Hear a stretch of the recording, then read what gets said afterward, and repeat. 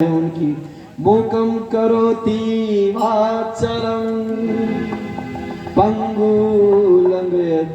गिरि यत्कृपातं हम वंदे परमानंदं माधव। कि भगवान की कृपा हो तो गूंगा भी बोलने लगता है, लंगड़ा भी नाचने लगता है। तो भगवान की कृपा हमें चाहिए, इसीलिए हमें उनका संकीर्तन कीर्तन ध्रुव जी महाराज की कृपा से करना चाहिए। ध्रुव जी महाराज की कीर्ति बहुत हो गई, इतने से में ही जिसको भगवान के दर्शन मिल जाए उनका बड़ा स्वागत हुआ है। ध्रुव के भगवान ने जो उनकी भक्ति से प्रसन्न होकर उन्हें कहा कि जाओ तुम अब राजपाट संभालना। कई वर्षों तक राज किया है। ध्रुव के जो एक भाई थे उनका नाम है उत्तम, जो दूसरी उनकी सोतेली माँ है ना, उनके भाई का क्या नाम है? उत्तम। वो बहुत उद्दंड थे। उद्दंड का मतलब सब तरफ अपने ही राज है तो जो मर्जी किए जाओ। तो यक्षों के साथ उलझ गए, यक्षों के साथ उलझ गए। वहां पे यक्षों ने उनको मार डाला। ध्रुव जी को गुस्सा आया। ध्रुव जी को जब गुस्सा आया तो वो अपनी सेना लेके उन यक्षों को मारने चले गए। अब कथा ये कहती है कि जिसको भगवान का दर्शन हो जाए साक्षात, क्या उसे क्रोध करना चाहिए? अब संत ये कहते हैं कि भगवान का दर्शन तो हुआ, दर्शन का लाभ नहीं मिल पाया क्योंकि सत्संग नहीं हुआ। बिना सत्संग के, बिन सत्संग ना होई विवेका, विवेक नहीं होगा बिना सत्संग के। तो सत्संग की बहुत जरूरत है। भगवान मिल जाएंगे तो भी कहीं ना कहीं आप गलती कर दोगे। एक व्यक्ति देखिए सत्संग में जाता था, गलती से जाता नहीं था, घर वाले मना करते थे, तो ऐसे बाहर से गुजर रहा था तो एक व्यास जी कथा सुना रहे थे। वो बोल रहे थे कि जो ईश्वर होते हैं, जो भगवान होते हैं, उनका जमीन से इतनी इंची पैर ऊपर होता है। सत्संग में जाने का फायदे बता रहा, थोड़ा सा कुछ पैर ऊपर होता है, जमीन पर टच नहीं होता। तो ऐसे ही वो सेठ लोग थे। रात में एक चोर ने सोचा ये तो काली के भक्त हैं, भगवान के देवी रूप के, तो काली का रूप धर के ऐसे काला काला रंग करके रात में आ गए उनके घर पे खड़ा होकर। जीभ निकाली बहुत लंबी, मैं काली हूँ, मेरी सेवा करो। सेठ, बाकी सेठ लोग तो सब जो सत्संग में नहीं जाते थे, उन्होंने कहा देवी आ गई, देवी हम क्या करें, सारा सोना चांदी लेके मेरे चरणों में रख दो। इतने में वो बालक जो सत्संग से सुनते हुए जा रहा था, उसने पैरों की तरफ देखा, उसके पैर तो जमीन पे थे। चोर था वो। तो कहता पिताजी ये कोई देवी वेवी नहीं है, ये ना चोर है। तो पिताजी कह रहे तुझे कैसे पता? कह रहा मैंने सत्संग में सुना था जो भगवान होते हैं ना, जो शक्तियां होती है ना, उनके पैर 1 इंच ऊपर होते हैं जमीन से। तो ऐसे करके उन्होंने उस चोर की खूब धुनाई कर दी और बच गए। सत्संग में जाने से हमें बहुत कुछ पता चलता है। सत्संग में जाके ही पता चलता है कि गुरुओं के सामने कैसे प्रकट होना, क्या पूछना क्या चाहिए उनसे, उनसे बात कैसे करनी चाहिए। ये सत्संग में ही हमें पता चलता है कि बिनु सत्संग विवेक न होई, राम कृपा बिनु सुलभ न सोई। और सत्संग भी राम की कृपा से ही मिलेगा। ये जापे कृपा राम की होई, तापे कृपा करे सब कोई। अभी सत्संग की तो महिमा है, जब हम यहाँ से उतर जाते हैं तो 4 लोग कम से कम पूछने आ जाते हैं कि आप चाय लेंगे हमारे यहाँ से। ये सत्संग की तो महिमा है, भगवान की हम पे बहुत कृपा है। सत्संग बहुत जरूरी है, ये हम आपको बताना चाहते हैं।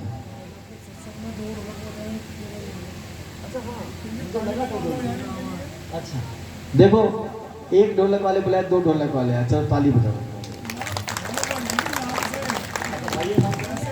इनका तो सोनू भैया, ये तो हमारे साथ 20 साल से जुड़े हुए हैं।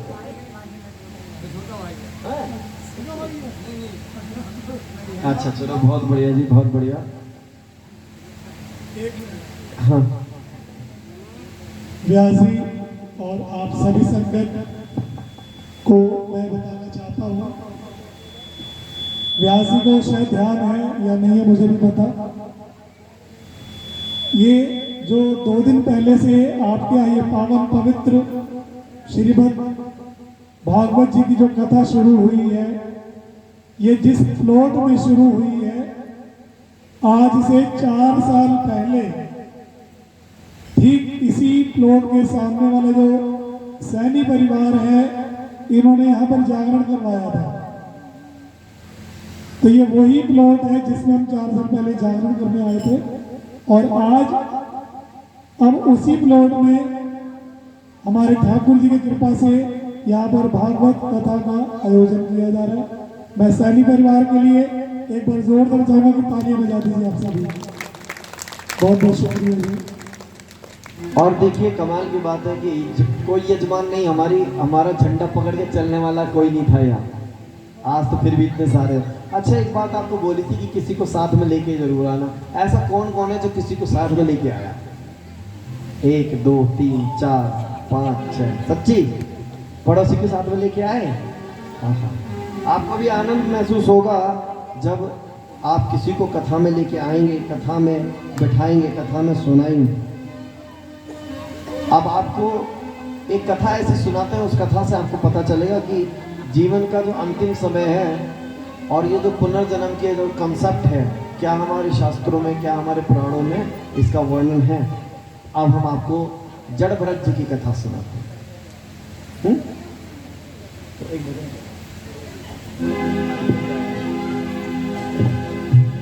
ये अवसर नहीं फिर मिलने का, जो अभी मौका मिल रहा है क्या कल मिल सकता है? पता ही नहीं है। भोजन शाम को करो, सुबह का तो पता नहीं होता। और ये अवसर नहीं फिर मिलने का, और सत्संग करो, सत्संग करो। अभी बात सत्संग की चल रही थी ना कथा में। सत्संग तो करना पड़ेगा, चाहे भगवान वाला कर लो और चाहे चुगली वाला कर लो, जय हो। लेकिन करना जरूर पड़ेगा, है ना। और ये अवसर नहीं फिर मिलने का, सत्संग करो, सत्संग करो।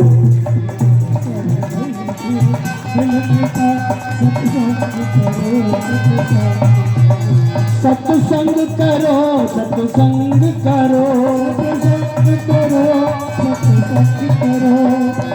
ये जन्म नहीं फिर मिलने का, ये जन्म नहीं फिर मिलने का।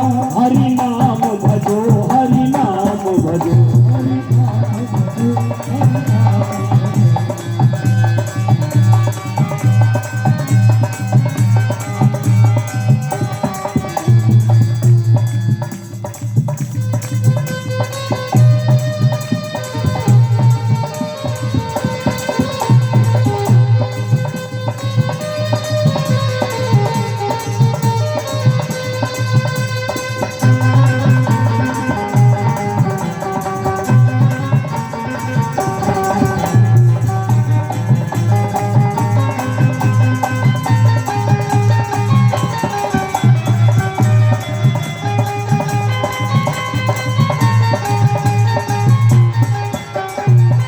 चाहे सारी दुनिया ठुकराए, सारी दुनिया ठुकराए, चाहे सारी दुनिया ठुकराए, सारी दुनिया ठुकराए, चाहे धन संपत्ति लुट जाए, धन संपत्ति लुट जाए, चाहे लोटा थाली बिक जाए,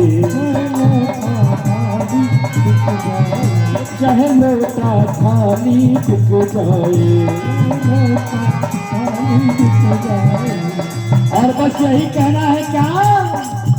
ये समय नहीं फिर आने का, ये समय नहीं फिर आने का। हरि नाम भजो, हरि नाम भजो।